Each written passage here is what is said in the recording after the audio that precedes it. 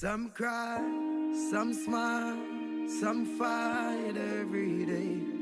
We rise to the top, cause we know what it takes. Good day, everyone. I want to thank everyone for coming out. I appreciate it so much.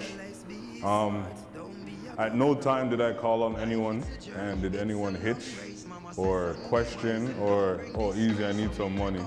And I think that is because of two reasons. One, it shows the love for you guys' community and also the respect for me. And I appreciate that so much. So we're gonna get started. Today, we have a beautiful panelist. I like everyone that's gonna be involved. They have something to teach the community. And we're trying to change our generation. A lot of our parents came here, didn't really know what they're doing. So we that went to school here, into socialize, educate ourselves, we are learning different. So we have to share that with our community because we all have sisters, brothers, kids, so we can't just think it's all about us. Let me start from the top. My name is Maurice Forbes. My company is called Pushh-start Marketing. We started out not only because I knew that marketing is important in a business for it to flourish, but also because I know there's a lot of businesses in our community that don't think it's important. So I have the battle of educating our community about why marketing is important and also executing it. Make sure that our businesses are not just a mom and pop shop, it also turns into a franchise and it's generational. So we're gonna get started with the first speaker. We have a young man here that recently he ran in the election in Brampton, wards 2 and 6 for regional council. I'm proud of him. He did very well. We had no history of politics. I was also blessed to be in charge of his marketing. So no further ado, Mr. Everton, Dwight Campbell. All right. A man who doesn't have something which he's willing to die for is unfit to live, according to the late Dr. King.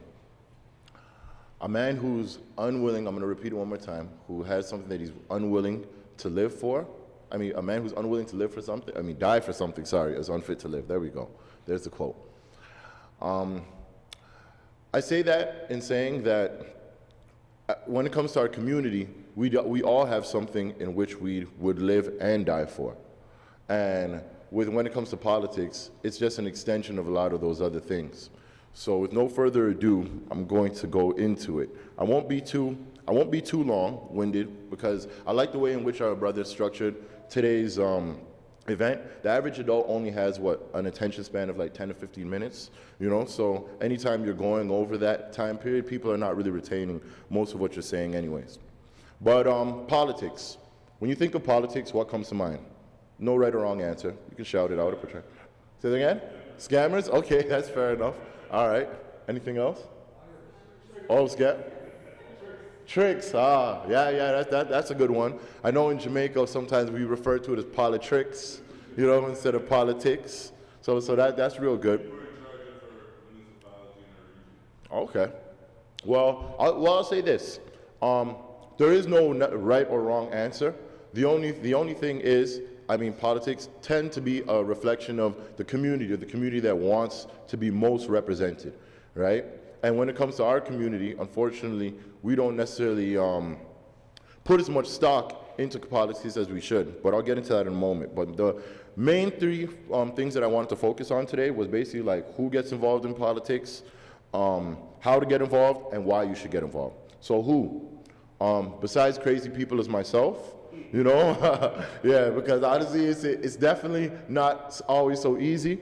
And as you know, with our communication, and with our marketing, we put our personal telephone number on all of our pamphlets or what have you, which was both bittersweet, because some people in our community are not always very mindful or considerate as to what time they may be calling you.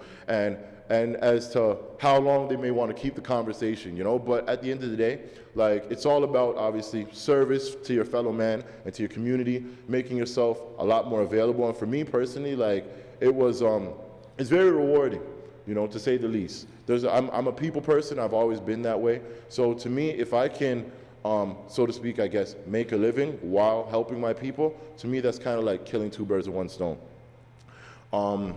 How to get involved? It's very simple, especially like on a municipal level, because obviously you know you have the three stages of government. You have municipal, you have provincial, and then you have the federal.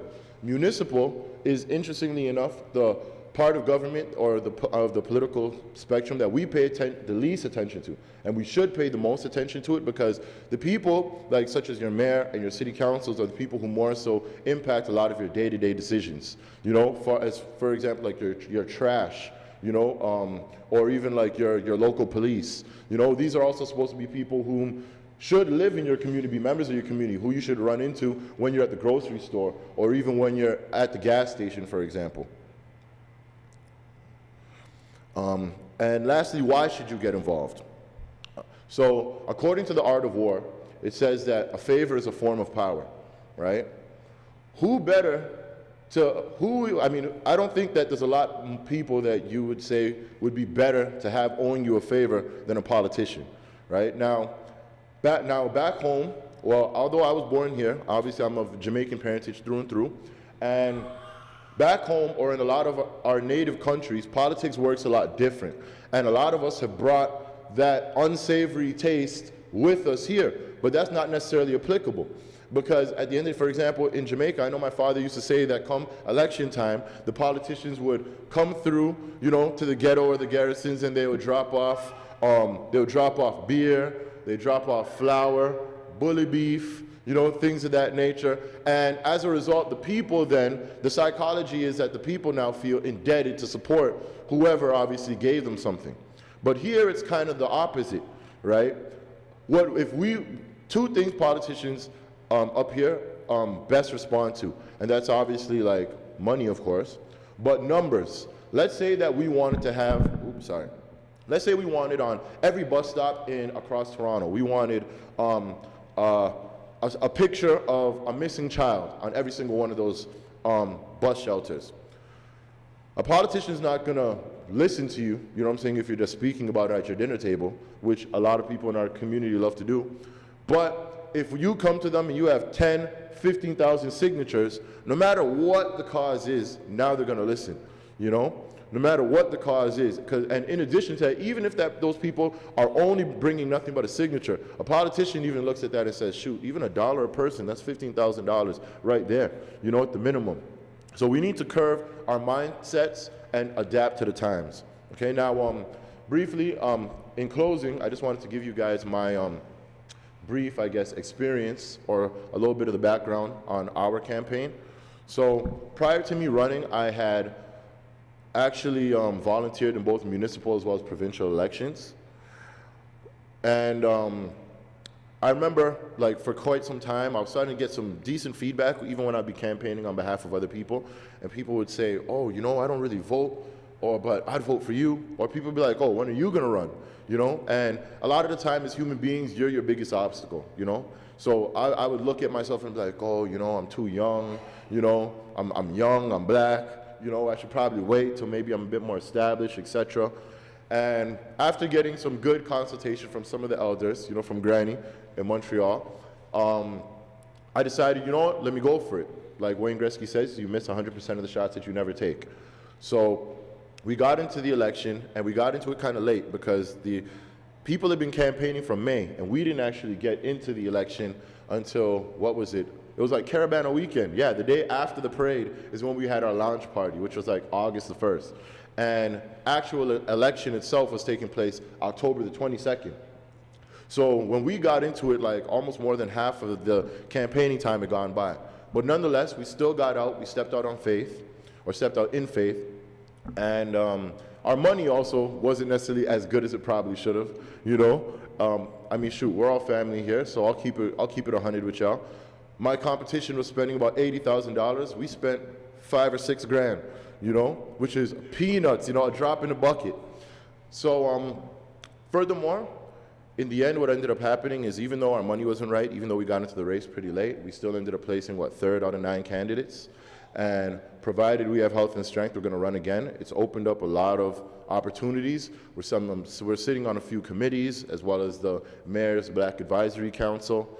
I have the mayor on speed dial now if I need anything whatsoever, you know. And it's funny because that's something that sometimes run by my mind as I'm driving.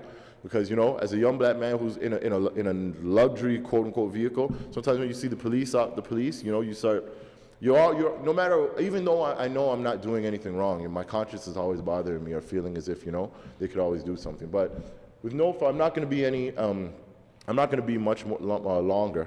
I didn't want to be long-winded because I know that we have a all-star lineup ahead of us. But with no further ado, I was going to play for you our campaign music video, you know, but there was technical difficulties with the projector or what have you. So I guess we'll play the song, but right before we play the song, just to give you guys a little background on that, my mentor, or one of my mentors, Garnet Manning, he's actually the first West Indian man or Jamaican man to have ever been elected to council in Brampton. And when I had put it out there that I was getting ready to run, he reached out to me personally, and he offered me a few tidbits of advice. And one of the things he said to me, he was like, Dwight, from here to election, you need to figure out some sort of niche or do something that'll separate you from the pack, differentiate you, and voters from now to election will actually remember that. Now, throughout the course of the election, and especially considering the tight time frame in which we were on, it kind of took me a while to think of what could I do to differentiate myself? What could I do? Then after a while, I was like, shoot, I could rap. I was like, me and my friends, coming home all the time, we used to rap and freestyle about the street signs, girls we liked, basketball. You know, the sky was the limit. This is just something we just did just to cool to kill time. So I was like, I can rap out my whole platform, you know? So we ended up doing that, and in the end, it ended up getting, about 50,000 views, a couple hundred shares, and garnered a lot of attention, and a lot of people were saying to me, in fact, a few media outlets wrote on it and wrote about youth engagement as well. And one of my biggest regrets now in hindsight is that we didn't do it, we didn't release it a little bit earlier, because we probably released it maybe 2-3 days before Election Day. But in any event, they're about to play the song now. You'll have the audio. Unfortunately, we can't give you the visual, but if you were to ever go on my Facebook or my Instagram, you'll see it there. But yeah, in closing, I go by the name of Everton Dwight Campbell. Feel free to look me up on various social media platforms, or on Facebook, I'm just Dwight Campbell. On Instagram, I'm Dwight the Knight. And yeah, it's a pleasure being here, and I look forward to networking and getting to know each and every one of you. Thank you. Every day we rise to the top, 'cause we know what it takes. Through it all we survive, yet still hold the